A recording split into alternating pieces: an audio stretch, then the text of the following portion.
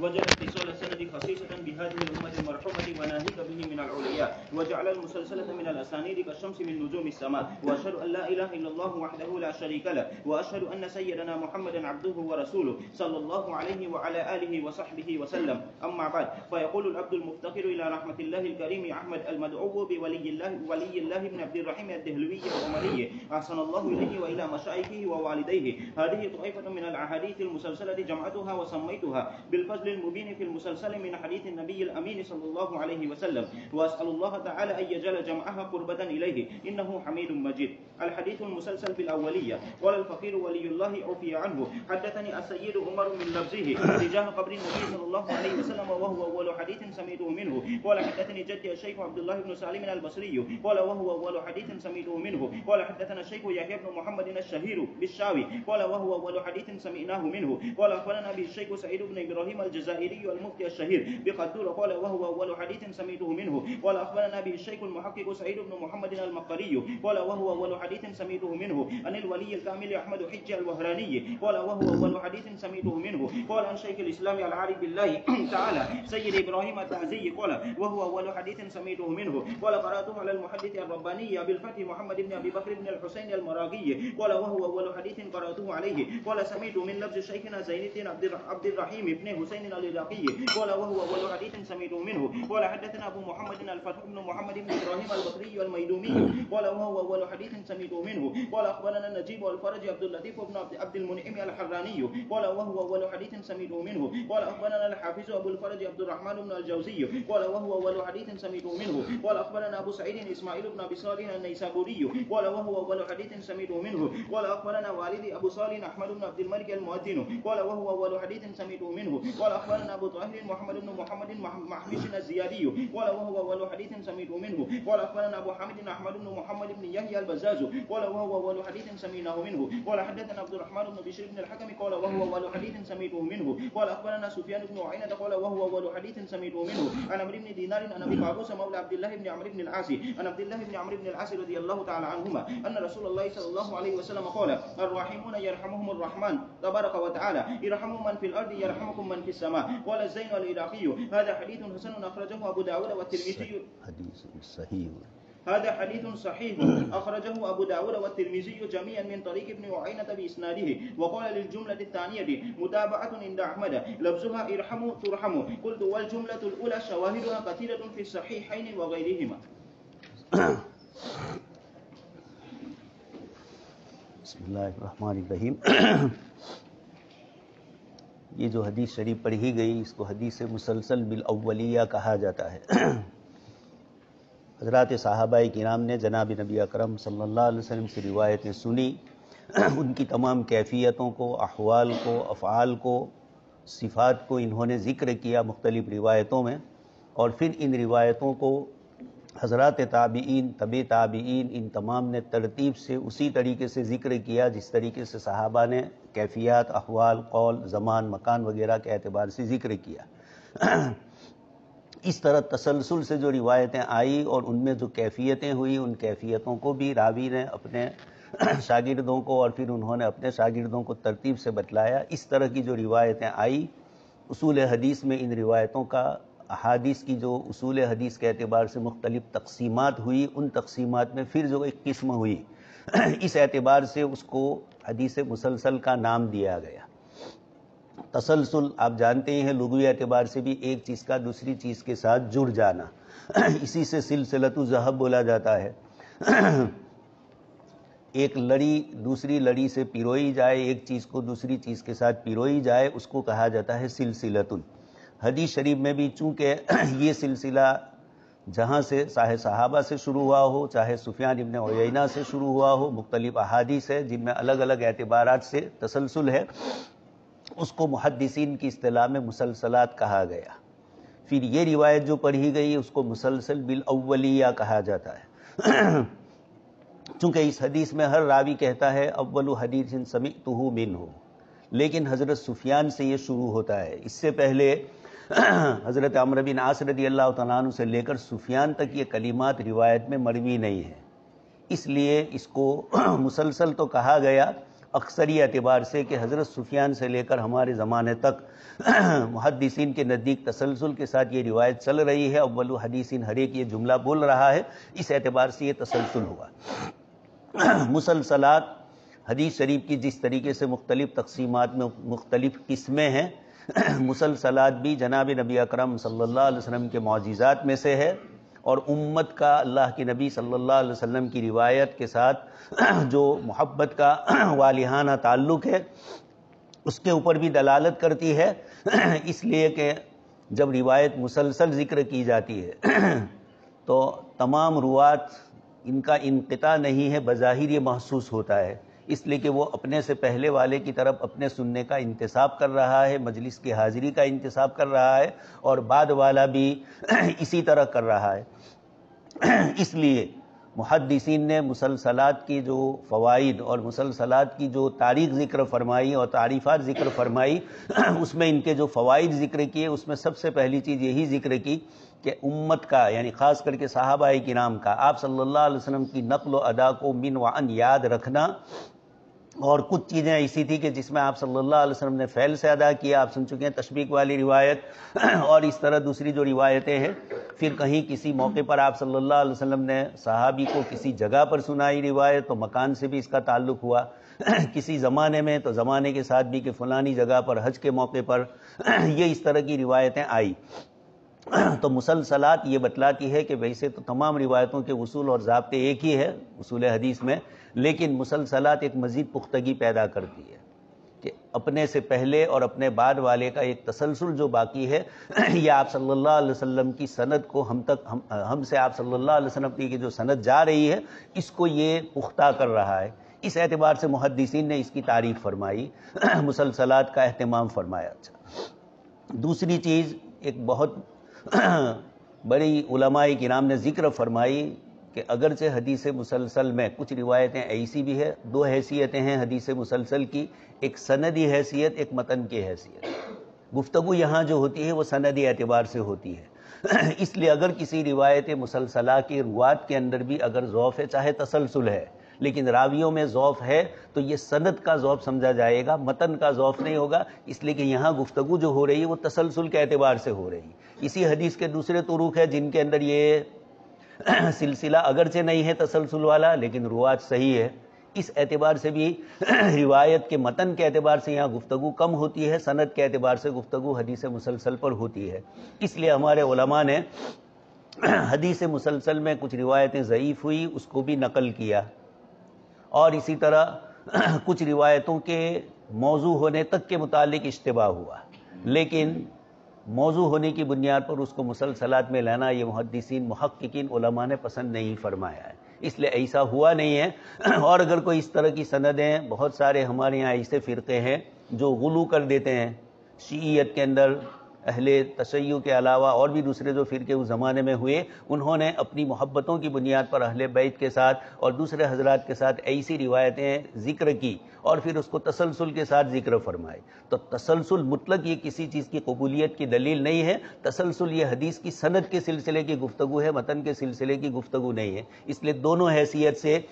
متن میں اگر گڑبڑ ہے اور تسلسل میں اگر اتفاق ہے تب بھی متن کا بھی اعتبار ہوتا ہے، اور اگر سند چاہے ضعیف ہے لیکن متن اس کا پختہ ہے دوسری روایتوں سے، اس لیے یہ جو گفتگو ہے یہ صرف مسلسل ہونے کے اعتبار سے ہے، نفسی روایت کے راویوں کے الگ الگ اعتبارات کے اعتبار سے گفتگو نہیں ہوتی ہے. خیر، دوسری چیز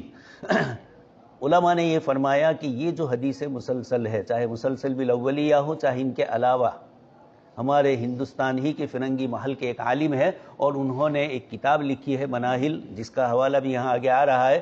اس کے اندر انہوں نے 212 حدیثیں ذکر فرمائی ہے جن کی طرف مسلسل ہونے کی نسبت کی گئی ہے. لیکن اور دوسرے علماء نے فرمایا کہ 500 روایتیں ہیں جو آپ صلی اللہ علیہ وسلم تک اس تسلسل کے ساتھ یا روات کے اکثر حضرات کے تسلسل کے ساتھ یہ روایت حضور تک پہنچ رہی ہے. علماء یہ فرماتے ہیں کہ تسلسل کا ایک فائدہ یہ ہوتا ہے کہ اس لڑی میں جو علماء محدثین ہیں ہم بھی اس میں شریک ہو جاتے ہیں، شامل ہو جاتے ہیں. یہ چیزیں یعنی جو نورانیت اگلے شیخ نے اپنے شیخ سے لی، انہوں نے صحابہ اور صحابہ سے حضور تک پہنچی، یہ تسلسل کی بنیاد پر ہم لوگوں کو یہ فائدہ ہوتا ہے کہ ہم بھی اس سلسلے میں جڑ جاتے ہیں. تصوف میں بھی ایسا ہوتا ہے، تسلسل کے بھی سلاسل اور 4 جو سلسلے ہیں ان میں بھی بہت سی مرتبہ ایسا ہوتا ہے کہ آدمی شریک ہو جاتا ہے، چاہے اس کو خلافت بھی ملی ہو لیکن وہ دوسروں کو بیعت نہیں کرتا ہے، اس کی نیت محض اتنی ہوتی ہے کہ یہ جو نیک اور صالح اللہ کے بندے ہیں ان کے سلسلے میں شریک ہو جاؤں۔ کسی کو مرید بنانا، کسی سے خلافت لینا یہ اصل مقصود نہیں ہے، اصل تو نسبت ہے اور اس نسبت میں جڑ جانا ہوتا ہے۔ حدیث مسلسل میں بھی علماء نے اسی نسبت سے اس کو جڑ جانے کو ذکر فرمایا۔ ہم نے بھی چونکہ یہ پہلا موقع ہے اس لیے تھوڑی تفصیل سے بات کر رہا ہوں، ہم لوگوں نے بھی ان چیزوں کو یعنی حدیث مسلسل کو ہمارے اکابر سے سنا ہے، پڑھا ہے، اس نسبت سے ذکر کیا جاتا ہے، لیکن ضروری نہیں ہے کہ ہر استاد اور ہر عالم حدیث مسلسل اپنے شاگردوں کو سنائے، اس لیے کہ ہر ایک کے اپنے اپنے ذوق کے اعتبار کی بات ہے۔ ہم نے خود فلاح دارین میں دیکھا، سوائے حضرت مفتی عبداللہ صاحب کے اور کسی کے یہاں حضرت مفتی بہمات صاحب تھے، مولانا شیر علی صاحب حضرت مدنی کے شاگردوں میں سے تھے، مولانا ابرار صاحب حضرت مولانا شیخ زکریا رحمۃ اللہ علیہ کے شاگردوں میں سے تھے، مولانا ایوب اعظمی رحمۃ اللہ علیہ کے شاگردوں میں سے، لیکن ان حضرات نے ذکر نہیں کیا، تو ہر ایک کا اپنا اپنا ذوق ہے۔ ہم لوگ بھی اس کی ہمت نہیں ہو رہی تھی اس طرح کی چیزیں ذکر کرنے کی، لیکن کبھی کبھار ایسا ہوتا ہے کہ کوئی چیز طالب علم نے نہیں پڑھی یا نہیں سنی ہے تو زندگی میں بعد میں کوئی ذکر کرتا ہے کہ ہمیں اس کی سند حاصل ہے، ہمارے پاس یہ ہے، تو ایک ہلکا سا قسم کا ایک عالم کو اپنے اندر کمی کا احساس ہوتا ہے۔ شرح جامع آپ نے نہیں پڑھی ہے، چاہے نحو کے سارے مسائل پڑھ لیے ہو، لیکن کوئی یہ کہے گا کہ شرح جامع میں یہ ہے، تو ایک احساس کہتری میں آدمی مبتلا ہوتا ہے اور وہ احساس بلندی میں آدمی چلا جاتا ہے پڑھنے والا، حالانکہ وہ چاہے اس کو مسائل یاد نہ ہو۔ تو کچھ چیزیں ایسی ہوتی ہے مدارس میں کہ جس کی طرف ان اصطلاحات کی طرف، فلسفہ ہے صرف اصطلاحات ہے، لیکن اس کے باوجود اس کا ایک رعب اہل علم کے درمیان ہوتا ہے کہ فلانا فلسفہ اور منطق کی کتابیں بھی پڑھا ہوا ہے۔ تو اس نسبت سے ہمارے یہاں حدیث مسلسل کے سلسلے میں بھی کبھی فارغ ہونے والے طلبہ کو یہ احساس نہ ہو کہ ہمارے پاس تو مسلسل کی سند ہے نہیں، جبکہ اساتذہ سبھی پڑھے ہوئے ہیں ان کو، لیکن ہوتی نہیں ہے باقاعدہ مجلس۔ حضرت شیخ زکریا رحمۃ اللہ علیہ نے اس کا خصوصی اہتمام فرمایا۔ اس سے پہلے بھی ایک کتاب جو ہم نے لکھی ہے مولانا عاطف صاحب کے ساتھ مل کر، محدثین گجرات کے اسناد عالیہ، تو اس کے اندر بھی جن کے ثبت ہمارے پاس موجود ہے، حضرت شیخ الاسلام زکریا انصاری رحمۃ اللہ علیہ حافظ ابن حجر اسقلانی کے شاگرد ہے، اور اسی طرح ابن حجر مکی رحمۃ اللہ علیہ، علامہ سخاوی رحمۃ اللہ علیہ، حضرت مولانا عبدالحق محدث دہلوی رحمۃ اللہ علیہ، اور اسی طرح مجدد الفسانی رحمۃ اللہ علیہ، پھر گجرات کے جو محدثین ہیں ان سب کے اسناد عالیہ کے ساتھ یہ ساری سندیں وہاں موجود ہے۔ جتنے بھی سبت ہے ان کے اندر ان کی مسلسلات کی سندیں موجود ہے، بلکہ کچھ سندیں وہ بھی ہے جن کا تعلق اہل بیت سے ہے، اور چونکہ گجرات کے محدثین میں 12 محدثین شیخ قطب عالم سے لے کر شاہ عالم اور پھر ان کے لڑکے مسعود عالم، مقصود عالم، اس طرح 12 پشتوں میں قرات سبا کے بھی یہ قراء تھے اور محدثین میں سے بھی تھے، ان کی سند قرات کی بھی موجود ہے اور اس کے ساتھ ساتھ ان کی قرات تسلسل کی بھی وہاں موجود ہے۔ تو یہ سلسلہ صوفیاء کرام کے یہاں جیسے وہ حضرات بیعت کرتے تھے یا خلافت سے نوازتے تھے، اس موقع پر وہ اس طرح کی مجلس منعقد کرتے تھے۔ یہ کتاب بھی چھپ کر آئی، اس کے بعد پہلی مجلس حضرت مولانا شیخ محمد قمر الزمان صاحب دامت برکاتہم رمضان میں ماتلی والا تشریف لائے، ہم لوگوں نے درخواست کی تو حضرت نے اسی کتاب سے یہ روایت پڑھی اور پھر سب کو اجازت دی۔ تو ہمارے بزرگوں کے یہاں یہ طریقہ رائج تھا، پہلے بھی تھا، حضرت شیخ زکریا رحمۃ اللہ علیہ نے ہندوستان میں اس کو اور عام فرمایا۔ ویسے اس کی تاریخ کے اعتبار سے کہا جاتا ہے کہ حدیث مسلسلات کی جو سندیں ہیں اور اس کو باقاعدہ درس میں نقل کرنے کا جو سلسلہ یا تصنیفی سلسلہ شروع ہوا وہ 3 صدی ہجری سے ہی شروع ہو چکا تھا۔ اس کے بعد سے لے کر مسلسل آج تک کتابیں لکھی جا رہی ہے۔ اب ہندوستان میں یہ کب آیا، اس سلسلے میں مولانا نور الحسن صاحب راشد کاندلوی دامت برکاتہم، جنہوں نے مسلسل بالاولیہ پر اچھا خاصا کام کیا ہے اور مطلق مسلسلات پر کام کیا ہے، اور الفضل المبین کی انہوں نے حضرت شیخ اور حضرت شیخ یونس دونوں بزرگوں سے جو چیزیں منقول ہے اس کو بھی وہاں نقل کی ہیں حاشیے میں۔ تو ان کے حوالے سے انہوں نے یہ بتلایا کہ سب سے پہلے اگر ہندوستان میں مسلسلات پر تصنیف لکھی گئی اور باقاعدہ پڑھی گئی تو وہ گجرات ہے۔ ہمارے یہاں نہر والا یہ لفظ ہے، اصل ہے ارہیلواد پتن جس کو ہم بولتے ہیں۔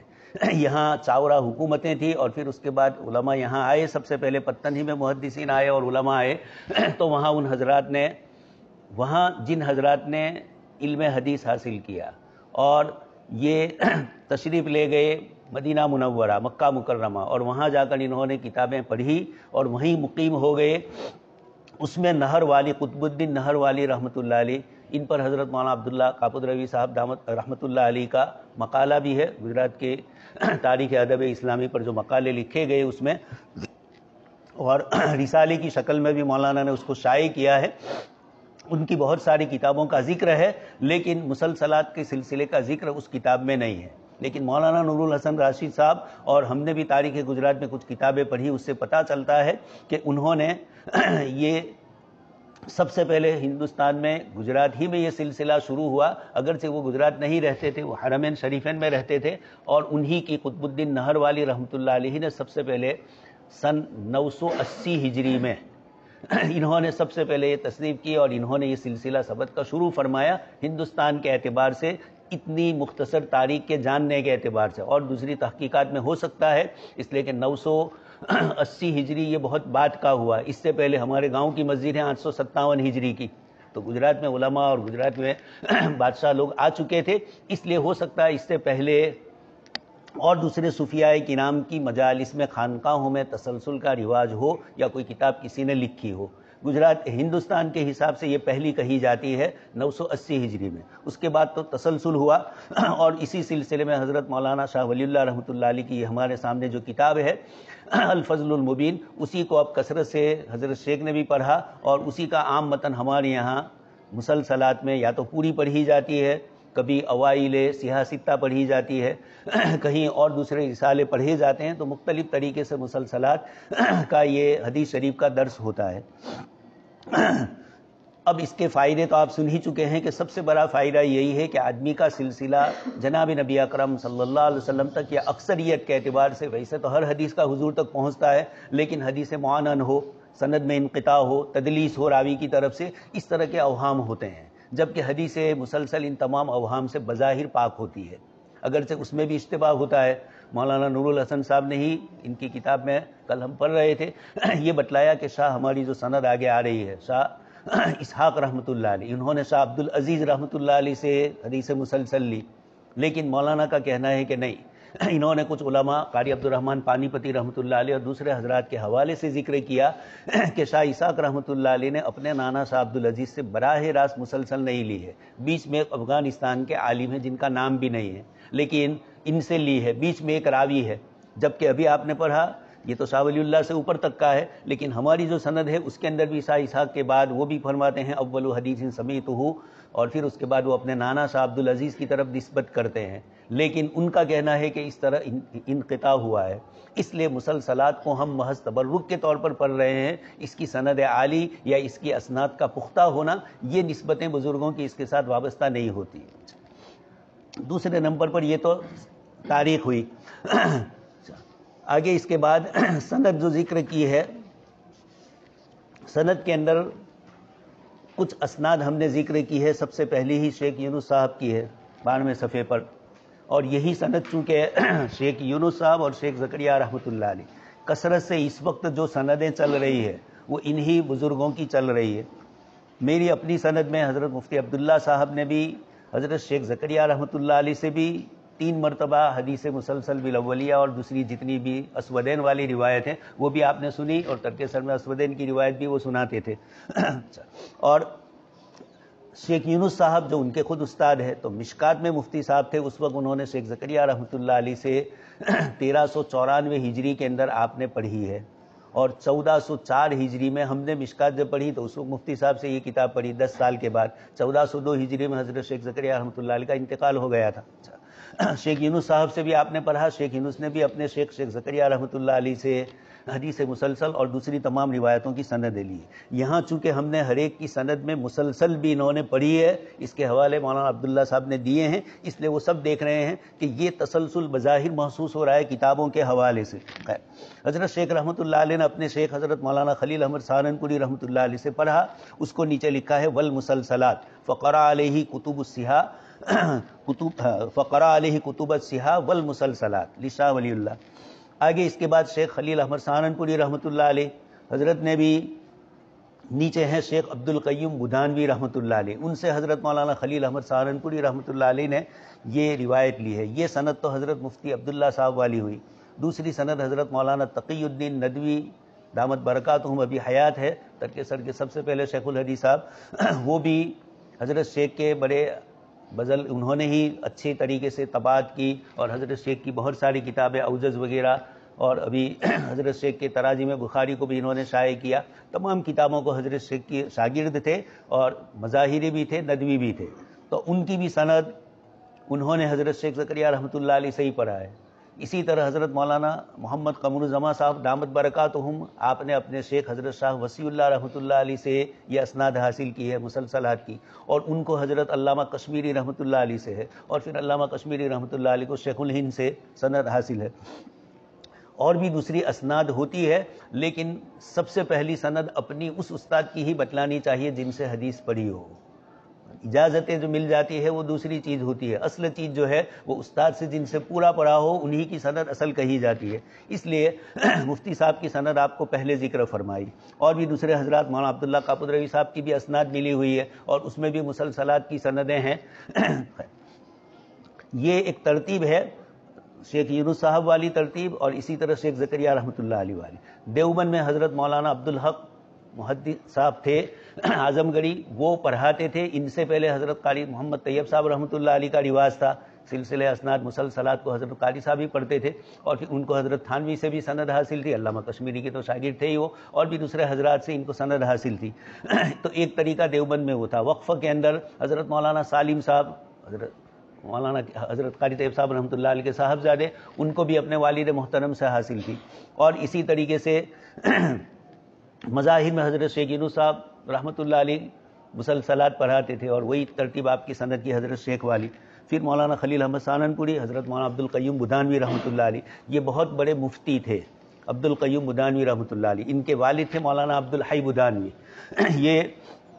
فقہ میں بھی ماہر تھے اور بھوپال کے مفتی تھے۔ بھوپال تشریف لے گئے تھے تو وہاں کی بیگم صاحبہ تھی، انہوں نے آپ کو وہیں مفتی کے عہدے کے اوپر اور قاضی کے عہدے پر بٹھایا، اور وہیں رہ کر آپ نے فتوے بھی دیے۔ آخری زندگی میں حضرت مولانا فضل الرحمان گنج مراد آبادی رحمۃ اللہ علیہ کو ملنے کے لیے جا رہے تھے، شدید بیمار ہوئے، پھر اپنے وطن ہی واپس چلے گئے، اور وہیں آپ کا انتقال ہوا۔ خیر، تو مولانا عبد القیوم بدانوی رحمۃ اللہ علیہ، شاہ ولی اللہ رحمۃ اللہ علیہ بدانہ میں ایک لمبی مدت رہے ہیں، آخری عمر آپ نے وہیں گزاری ہے، لیکن انتقال ہوا دہلی میں آپ کا، اس لیے لوگ یہ سمجھتے ہیں کہ شاہ ولی اللہ رحمۃ اللہ علیہ دہلی میں ہی رہے۔ ایک بڑا حصہ آپ نے اپنے وطن فولد میں بھی گزارا، اور بدانہ میں بھی آپ ان بزرگوں کے یہاں رہے۔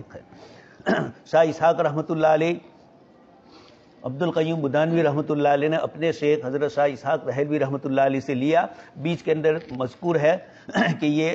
شاہ اسحاق رحمۃ اللہ علیہ کے داماد ہوتے ہیں، اور ان کے والد شاہ عبد العزیز رحمۃ اللہ علیہ کے داماد ہوتے ہیں۔ تو یہ سلسلہ محدثین سے حضرت مولانا عبد القیوم بدانوی رحمۃ اللہ علیہ کا جاری تھا۔ انہوں نے شاہ اسحاق رحمۃ اللہ علیہ سے سلسلے سند حاصل کیا، اور یہاں پر مولانا نور الحسن صاحب نے، یہاں تو اول مسلسلات ہے، حضرت شیخ نے اوجز کے مقدمے میں یہ تحریر کیا، لیکن مولانا نور الحسن راشد صاحب چونکہ بڑے محقق عالم ہے، اور اس خاندان کے، کاندلا کے، فولد کے، اور اس طرح کی تاریخی اعتبار سے بہت زیادہ ان کے پاس مخطوطات بھی گھر میں پڑے ہوئے ہیں، مسودات بھی بہت سارے ہیں، اور وہ کوشش کرتے ہیں کتابوں کی تحقیق کی۔ ان کے حساب سے یہ ہے کہ شاہ اسحاق اور شاہ عبد العزیز محدث دہلوی رحمۃ اللہ علیہ کے درمیان ایک کابل کے افغانی ایک عالم، ان کا بیچ میں سلسلے سند موجود ہے، اگرچہ یہاں حضرت شیخ نے اوجز میں یہی لکھا ہے مقدمے میں،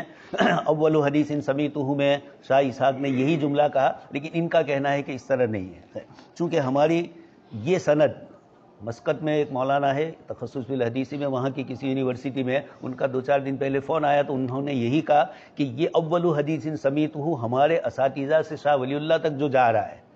یہ کس طریقے سے کتنا معتبر ہے۔ ہر ایک بولے کہ اول حدیث سمیتہ منہ، چونکہ یہ سند کتابی تحریر میں نہیں ہے ہمارے پاس، لیکن حضرت شیخ رحمۃ اللہ علیہ سے تو یقیناً پختہ ہے۔ حضرت مولانا خلیل احمد سہارنپوری رحمۃ اللہ علیہ نے ہی سب سے پہلے اس کا آغاز فرمایا، عبد القیوم بدانوی رحمۃ اللہ علیہ سے بھی مروی ہے۔ اب یہ صرف شاہ اسحاق اور شاہ عبد العزیز رحمۃ اللہ علیہ کے درمیان اس طرح کے واسطے کا تھوڑا انتشار رہا، اور ان کی تحقیق یہی ہے کہ بیچ میں ایک واسطہ ہے۔ خیر جو بھی ہو، اس کے بعد شاہ ولی اللہ رحمۃ اللہ علیہ تک یہ سلسلہ پہنچتا ہے۔ یہ تو ہوا مسلسلات کے متعلق اور سند کے متعلق، اور اب اس کے بعد دوسرا نمبر ہے مسلسل بالاولیہ. یہ جو حدیث شریف پڑھی گئی یہ حضرت سفیان ابن عیینہ رحمۃ اللہ علیہ تک تو اول حدیث سمیتہ شاہ ولی اللہ رحمۃ اللہ علیہ سے لے کر ہر راوی پڑھ رہا ہے، اور اس کے اندر بھی الگ الگ جو نام دیے گئے ہیں جن جن راویوں کے، ان کے نیچے ان کا پورا ترجمہ بھی موجود ہے، ان کے سلسلے کی بہت سی چیزیں بھی مروی ہے. حدیث مسلسل بالاولیہ یہ عام متن محدثین نے، جیسے حضرت شاہ صاحب نے بھی اس کتاب کے اندر، شاہ ولی اللہ رحمۃ اللہ علیہ نے اپنی کتاب میں بھی سب سے پہلے اسی روایت کو ذکر کیا، اور بھی دوسرے محدثین اس روایت کو ذکر کرتے ہیں، اور عام متن حدیث مسلسل بالاولیہ کی نسبت سے اس کو پڑھا جاتا ہے. اولیہ اس لیے کہ اول حدیث سمعتہ منہ، لیکن آپ جانتے ہیں پوری بخاری شریف پڑھ کے بیٹھے ہیں، اور اول حدیث سمیتہ منہ یہاں صحیح نہیں ہوتا ہے. اس لیے محدثین یہی فرماتے ہیں کہ عربی صوب میں شرح تہذیب میں بسملہ کے ضمن میں آپ سن چکے ہیں، ابتدائے حقیقی، ابتدائے عرفی اور ابتدائے اضافی. اس طریقے سے یہاں بھی کہ یہ ابتدائے حقیقی نہیں ہے، اضافی ہے، مسلسلات کے اعتبار سے یہ پڑھ رہے ہیں. باقی اب تو کتابی تعلیم ہوتی ہے، وہیں چھوٹا بچہ ہے 8 سال 10 سال کا اور وہ بھی حدیث سن لیتا ہے، تو اول حدیث سمیتہ تو وہی ہو گیا.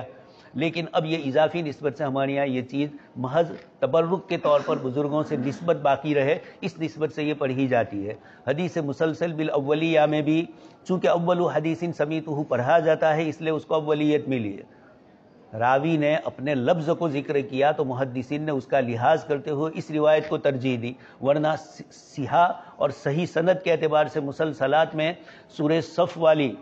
جو آپ صلی اللہ علیہ وسلم کی روایت ہے، اور یہ بلا انقطاع ہے، اور اس کو متن کے اعتبار سے بھی، سند کے اعتبار سے، تسلسل کے اعتبار سے بھی صحیح قرار دیا گیا ہے. اس کے مقابلے میں پھر اس کا نمبر آتا ہے، لیکن اول حدیث کی لفظ کی بنیاد کے اوپر اس طرح اس کو ذکر کیا جا رہا ہے. حدیث شریف میں جو الفاظ آپ صلی اللہ علیہ وسلم نے ذکر فرمائے، ارشاد آپ صلی اللہ علیہ وسلم نے فرمایا، یہ روایت ابو داؤد میں اور ترمذی دونوں کتابوں میں مذکور ہے.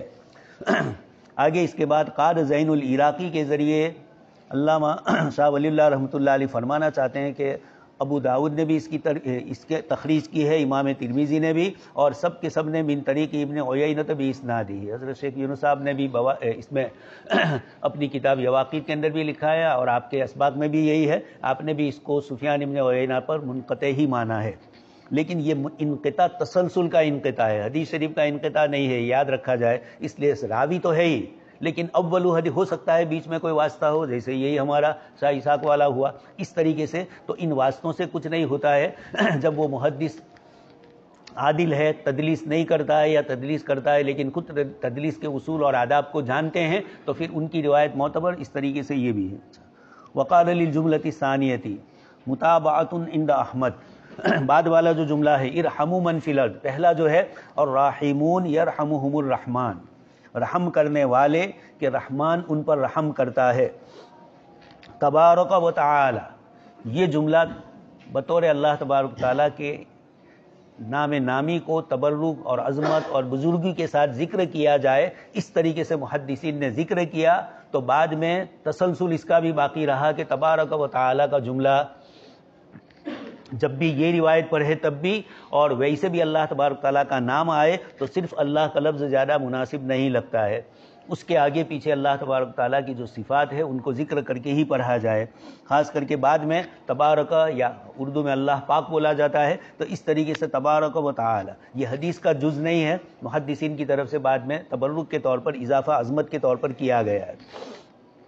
ارحموا من فی الارض یرحمکم من فی السماء، تم رحم کرو ان لوگوں پر جو زمین میں ہے، رحم فرمائیں گے تم پر وہ ذات جو آسمان میں ہے. ارحموا من فی الارض، یہ جو جملہ ہے شاہ ولی اللہ رحمۃ اللہ علیہ فرماتے ہیں کہ اس کی مطابعت، ایک ہوتا ہے متابع اور ایک ہوتا ہے شاہد، دونوں میں ہلکا سا فرق ہے لفظی اور معنوی اعتبار کا. مطابعت میں لفظی معنوی دونوں کی پیروی کی جاتی ہے، اور شاہد جو ہوتا ہے وہ معنن ہوتا ہے، کبھی الفاظ اس کے دوسرے سے ملے ہوئے نہیں ہوتے ہیں لیکن دونوں روایتوں کا مفہوم قریب قریب ایک ہوتا ہے. لفظھا ارحموا ترحموا، لیکن وہاں الفاظ جو ہے مسند احمد میں وہ ارحموا ترحموا امر کا صیغہ ہے، اور یہاں ارحموا من فی الارض آگے اس کے بعد گفتگو ہے. یہاں ارحموا میں اجمال ہے اور وہاں من فی الارض ہے، اگرچہ من فی الارض میں بھی بہت سارا عموم ہے. اپنے اپنی ذات سے ہی شروع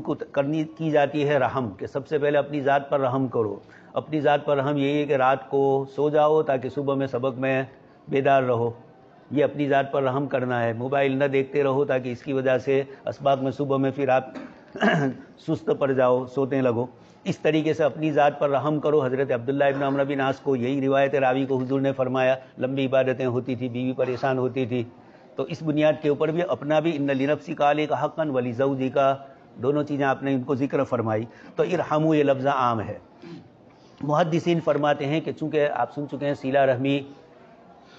حدیث شریف میں جو الفاظ ہے وہ تو متشابہات میں سے ہے کہ رحمان کی کوکھ پکڑی، اور پھر اس کے بعد اس نے کہا کہ آج کا دن آئز بھی آپ سے پناہ لینے کا ہے. پھر اللہ پاک نے فرمایا جو تجھ سے جوڑے گا اس سے میں جوڑوں گا، اور جو تجھ سے انقطاع کرے گا. وہی روایت میں لفظ ہے کہ اللہ پاک نے اپنے نام میں سے اس کو الگ کیا، تو رحمان سے لفظ رحیم آیا ہے. جیسے آپ صلی اللہ علیہ وسلم کے لیے اشتق من اسمہ، حضرت حسان ابن ثابت رضی اللہ تعالیٰ عنہ فرماتے ہیں فدو محمد وہذا ذو العرش محمود وہذا محمد، کہ عرش والا محمود ہے اور یہ محمد ہے. اس طریقے سے لفظ رحم بھی اللہ تبارک تعالیٰ نے اپنے ناموں میں سے رحمان اور رحیم میں سے انتخاب کیا. جیسے میں آپ کو کہہ چکا ہوں سورہ فبأي آلاء ربكما تكذبان، اللہ تبارک تعالیٰ نے سورہ رحمان میں بار بار فرمایا، لیکن پہلے ہی آغاز فرمایا اور رحمان سے، کہ یہ رحمان ہی کی صفت کا تقاضا ہے کہ بعد والی جتنی بھی نعمتیں آ رہی ہے یہ اس صفت رحمان ہی کی اللہ پاک کی طرف سے اختصاص کیا گیا ہے. تو ارحموا من فی الارض، ارحموا ترحموا کے الفاظ بھی ہے. قلت والجملۃ الاولی شواہدها کثیرۃ، یہ لفظ شاہد آیا فی الصحیحین وغیرہ، بلکہ خود امام بخاری کی تاریخ ہے اس کے اندر بھی انہوں نے اس روایت کو من وان الراحمون ہی کو نقل کیا، لیکن بخاری اور مسلم کی شرطوں کے مطابق یہ روایت نہیں تھی، اس لیے ان دونوں محدثین نے اس روایت کو اپنی کتاب کے مطابعات یا شواہدات میں جگہ دی. لیکن اصل جو امام بخاری کے اصول اور آداب ہے اس کے مطابق شرطوں پر نہ ہونے کی وجہ سے انہوں نے اس کو ذکر نہیں کیا. البتہ معانی اس کے شواہد ہے، معانی ہے بہت سارے، صحیحین میں اور دوسری کتابوں میں بھی مروی ہے. اس روایت کو ارحموا من فی الارض یرحمکم من فی السماء روایت بہت شاندار ہے. اللہ تبارک تعالیٰ فرماتے ہیں کہ تم زمین والوں پر رحم کرو، ان لوگوں پر رحم کرو جو زمین میں ہے. تو زمین میں جتنے بھی ہے اپنی ذات سے لے کر اپنے رشتہ دار، اخلاقیات کے اندر سب سے پہلے فرائض کو ذکر کیا جاتا ہے، پھر اس کے بعد ذکر کیا جاتا ہے فرائض میں سب سے پہلے اللہ پاک کا حق، پھر اس کے بعد والدین کا حق، پھر اولاد کا بیوی کا حق، اور پھر اس کے بعد بھائیوں بہنوں کا حق، پھر قریبی رشتہ دار، پھر اس کے بعد پڑوسی بھی آئیں گے، اس کے بعد عام مومنین آئیں گے، اور پھر عام مومنین کے بعد عمومی طور پر اللہ کی ساری مخلوق، سارے بندے، اور پھر اس کے اندر ہر تر جگر. آپ سن چکے ہیں صحابی رضی اللہ تعالیٰ عنہ نے پانی پلایا کتے کو، تو اس کے بعد حضور نے فرمایا کہ ہر جاندار چیز کو پلانے کے اندر اللہ تبارک تعالیٰ کی طرف سے تمہیں بدلہ ملنے والا ہے. تو ان تمام کے ساتھ رحم کیا جائے. رحم کا مفہوم اتنا عام ہے اور اتنا رحم کی کیفیتیں اتنی الگ الگ قسم کی ہے کہ یہی روایت حضرت مولانا الیاس رحمۃ اللہ علیہ پڑھتے تھے تو آپ دوسرے اعتبار سے بتلاتے تھے کہ ارحموا من فی الارض، زمین میں اللہ کے بندے اللہ کو چھوڑ کر بغاوت کر کے اللہ سے نافرمانی کر رہے ہیں، ان پر رحم یہ کیا جائے کہ ان کو جہنم سے بچایا جائے. وَكُنْتُمْ عَلَىٰ شَفَا حُفْرَةٍ مِّنَ النَّارِ فَأَنْقَذَكُم مِّنْهَا، حضور نے بھی فرمایا کہ میں نے تم کو تمہاری کوکھیں پکڑ پکڑ کے نکالا. تو مولانا الیاس رحمۃ اللہ علیہ اس روایت کو من فی الارض میں اس معنی میں لیتے تھے کہ ان پر رحم کرو کہ یہ بیچارے کلمہ نہیں جانتے ہیں، نماز نہیں جانتے، اس لیے فارغ ہونے کے بعد کچھ کے علاقے میں بہت سے ایسے لوگ ملیں گے، تو ان کے لیے ارحموا من فی الارض، اپنی ذات پر بھی رحم کرنا ہے، شاگردوں پر بھی رحم کرنا ہے. عوام الناس بھی جو مسئلہ پوچھنے کے لیے آئیں گے جاہل ہوگا تو اس کے ساتھ اس کو جرک نہ دیا جائے، بلکہ ارحموا من فی الارض یرحمکم من فی السماء. اللہ پاک کی ذات عالی کی نسبت علو کے اعتبار سے من فی السماء کی جاتی ہے، اگرچہ کچھ علماء نے من فی السماء سے فرشتے مراد لیے. وَنَحْنُ أَقْرَبُ إِلَيْهِ مِنْ حَبْلِ الْوَرِيدِ میں ابن کثیر نے نحن کی ضمیر فرشتوں ہی کی طرف لوٹائی کہ اللہ پاک کی ذات عالی جسمانیات سے پاک ہے. اس لیے اس حدیث مسلسل بالاولیہ کے فوائد 7ویں صفحے پر لکھے ہیں. اس میں سب سے پہلے ہی ہے اثبات العلو للہ عز وجل، اللہ پاک کی ذات عالی کو جسمانیات سے پاک کر کے اللہ پاک کو بلندی پہ سمجھا جائے. الرحمن علی العرش استوى سبح اسم ربک الاعلی، یہ تمام نسبتیں ہیں. اسی لیے حافظ ابن تیمیہ رحمۃ اللہ علیہ فرماتے ہیں کہ جب اللہ پاک کی ذات عالی کی طرف نسبت ہوتی ہے تو ذہن کا تصور بلندی کی طرف، آسمان کی طرف جاتا ہے. اگر سے نعوذ باللہ باندی سے حضور نے پوچھا کہ اللہ این اللہ، اس نے آسمان کی طرف اشارہ کیا اور حضور نے اس کی بات سن لی. یہ غیر مقلدین اس کو دلیل کے طور پر پیش کرتے ہیں سلفی حضرات. ہم کہتے ہیں کہ قدرت اور علم کی صفت یا اللہ تبارک تعالیٰ اپنی صفت ہی کے ساتھ ہے، لیکن کما یلیق بشانہ، نعوذ باللہ اس طرح نہیں جس طرح تم اللہ کے لیے جسمانیات، تجسم اور تجسد کے قائل ہوتے ہو، اس طرح کے تصورات نہیں ہیں. اس اعتبار سے حدیث مسلسل بالاولیت میں جو رحمت کا مفہوم ہے، علو کے اعتبار سے اللہ پاک کی طرف نسبت کرتے ہوئے. دوسرا فرمایا اللہ پاک ہمارے کلام کو سنتے ہیں، باوجود اللہ پاک کی ذات عالی ہم سے بہت ظاہری اور باطنی بلندیوں پر ہے. اس کا مطلب یہ نہیں کہ دور ہے تو نعوذ باللہ سنائی نہیں دیتا ہے، وہی اقرب الیہ من حبل الورید. اس اعتبار سے کہ بلندی پر ہے اور بہت اونچے ہے تو کہ آپ تو بہت اونچے ہوئے، ہم تو بہت نیچے رہے، اس اعتبار سے آپ ہماری بات نہ سن سکو نعوذ باللہ. دنیاوی اعتبار سے حواس خمسہ میں یہ ہوتا ہے، وہاں یہ نہیں ہوگا. اس اعتبار سے کہا گیا کہ اس کے باوجود وما یخرج منہا یعلم ما یلج فی الارض وما یخرج منہا وما ینزل من السماء. یہ آیت بتلاتی ہے کہ ہر اعتبار سے اللہ پاک بلندی پر ہونے کے باوجود براہ راست ہم میں سے ہر ایک کی ہر بات کو سنتے ہیں. پھر صفت رحمت اللہ پاک کی خصوصی رحمت ہے. سبقت رحمتی علی غضبی، عرش پر بھی سب سے پہلے اسی کلمے کو لکھا گیا اور اسی کلمے کی سب سے پہلے نسبت کی جاتی ہے عرش کی طرف. اس اعتبار سے بھی علماء فرماتے ہیں کہ اس حدیث کو علماء نے ذکر کیا. چوتھے فائدے میں ایک بہت اچھی چیز لکھی ہے، الجزاء ان الجزاء من جنس العمل، ارحموا من فی الارض یرحمکم من فی السماء. تم زمین والوں پر رحم کرو گے تو آسمان والا تم پر رحم کرے گا. یہ تمہارے اس عمل کا یہ جزاء العمل ہے.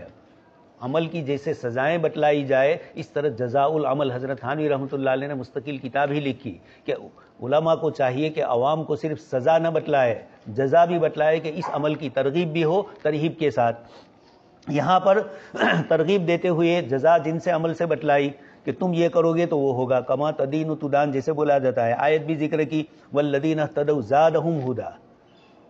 جو ہدایت پر رہے اللہ پاک ہدایت میں اضافہ کریں گے. چونکہ انہوں نے ہدایت طلب کی تو اللہ پاک ہدایت میں اضافہ کرتے ہیں. علم طلب کریں گے تو اللہ پاک علم میں اضافہ کریں گے. عمل کو طلب کریں گے علم کے ساتھ، صرف علم نہ ہو خشک، تو اللہ تبارک تعالیٰ عمل کی بھی توفیق دیں گے. آتاہم تقواہم، یہ مزید اضافہ ہوا. اسی طرح فمن یعمل مثقال ذرۃ خیرا یرہ،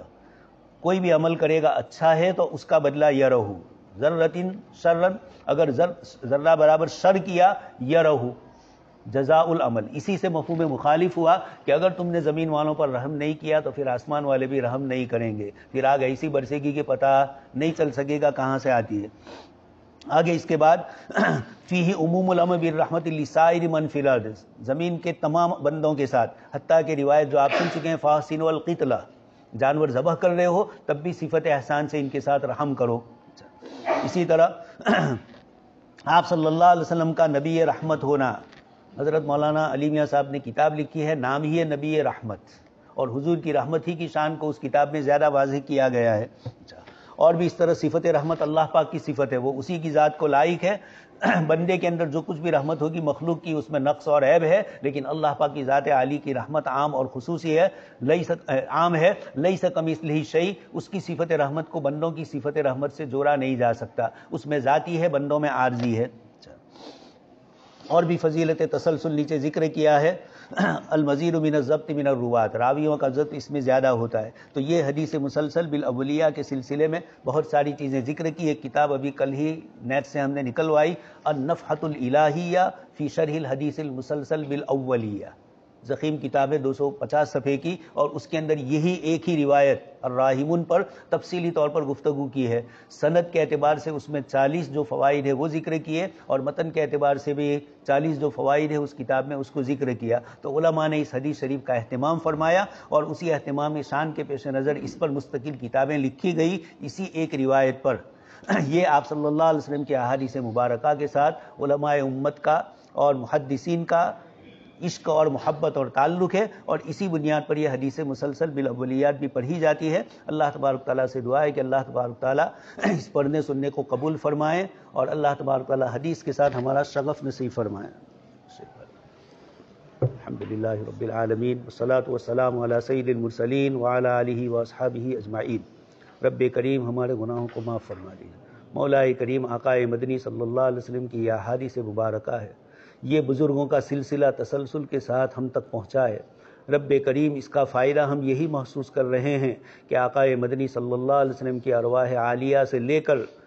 جتنے بھی آپ کے محدثین صوفیاء کرام گزرے ہیں، فقہا گزرے ہیں، محدثین گزرے ہیں، مجتہدین جن کا یہ سلسلہ ہے، مولا کریم ان تمام سے ہم فیضیاب فرما۔ رب کریم آقا مدنی صلی اللہ علیہ وسلم کی شان رحیمی اور آپ کے ساتھ جو نسبت لگی ہوئی ہے وما ارسلناک الا رحمۃ للعالمین، مولا کریم ہمیں بھی اس رحمت میں سے حصہ عطا فرمائیے۔ ہم آپ کی رحمت کے محتاج ہیں اور ہمارے بندوں کے ساتھ سلوک میں ہم آپ سے دعا کرتے ہیں اپنی طرف سے دوسروں پر رحمت کی اور دوسروں کے ساتھ رحم اور نرمی کرنے کی۔ مولا کریم یہ پورا جو سلسلہ ہے، جن جن بزرگوں نے جیسی جیسی محنتیں فرمائی، آقا مدنی صلی اللہ علیہ وسلم کے احادیث کے الفاظ سے، سندوں سے، متن سے، اور اس کے لینے میں، اس کے لانے میں، اس کے اخذ کرنے میں، دوسروں سے اس کو پہنچانے میں جن جن محدثین نے جیسی جیسی محنتیں فرمائی، رب کریم ان تمام کی ارواح عالیہ سے ہمیں مستفید فرما دے، ان تمام کو اپنی شان کے مطابق بدلہ عطا فرمائیے۔ مولا کریم ان کے علوم اور ان کی نورانیت سے ہمیں بھی مستفید فرما۔ اللہم انا نسألک من خیر ما سألک منہ نبیک و حبیبک محمد صلی اللہ علیہ وسلم ونعوذ بک من شر ما استعاذک منہ نبیک و حبیبک محمد صلی اللہ علیہ وسلم انت المستعان علیک البلاغ لا حول ولا قوة سبحان ربک رب العزة عما یصفون وسلام علی المرسلین والحمد للہ۔